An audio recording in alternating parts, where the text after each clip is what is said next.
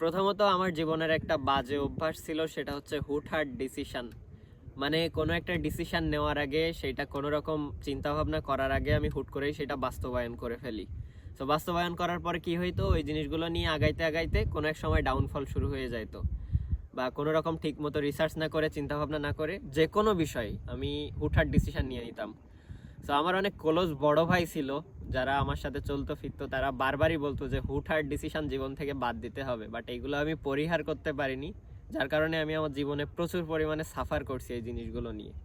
So আলহামদুলিল্লাহ এগুলো বাদ দিয়ে দিছি 2025 সালের শুরু থেকেই আর কি।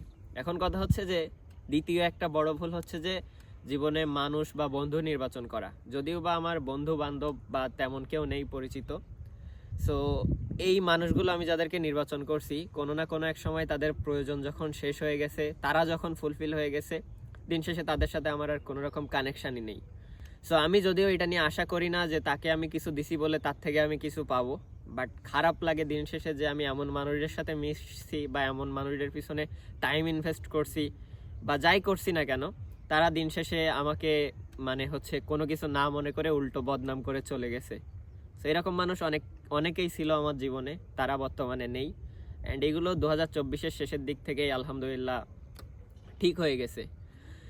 তো এই হচ্ছে ভুল। আর এই যে হুটহাট ডিসিশন বলেন বা যাই বলেন না কেন, অতিরিক্ত চিন্তাভাবনা না করে আমি আমার মেইন কাজের ধরন থেকে চেঞ্জ হয়ে গিয়ে আমি বিজনেসের দিকে নামছিলাম, যেগুলো আমার জন্য মোটেই সুইটেবল ছিল না।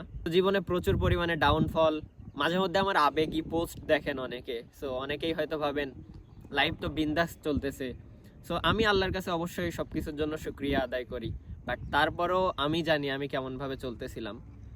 সো আমি চাই যে জীবনে যাতে আমার এরকম আর কোনো ভুল না হয়। আর এটা থেকে একটাই শিক্ষা, যে জীবনে যাই করেন না কেন প্রচুর চিন্তা ভাবনা করতে হবে। প্রতিটা ডিসিশন নেওয়ার ক্ষেত্রে আমাদের চিন্তা ভাবনা করা উচিত। যাই করি না কেন, আমি নিজে পার্সোনালি চিন্তা ভাবনা না করে এখন কোনো কিছুই নেই না। বিশেষ করে বন্ধু বা মানুষ নির্বাচন, সেটা যেই হোক, বা জীবনসঙ্গী নির্বাচন যেটাই হোক না কেন, চিন্তা ভাবনা করতে হবে প্রচুর, সময় নিতে হবে, নিজের ফ্যামিলি থেকে ডিসিশন নিতে হবে, নিজের কাছের মানুষগুলো থেকে যারা আপনার শুভাকাঙ্ক্ষী, তাদের থেকে কথাবার্তা বলে দেন ডিসিশনে আসতে হবে। হুটহাট ডিসিশন তো নেওয়াই যাবে না, এই আর কি। আর মানুষের জন্য সবটুকু উজাড় করে দেওয়া যাবে না, মানুষের জন্য সব কিছু দিয়ে দিলে সে আপনাকে সস্তা ভাববে। তো ভালো থাকবেন সবাই, আসসালামু আলাইকুম।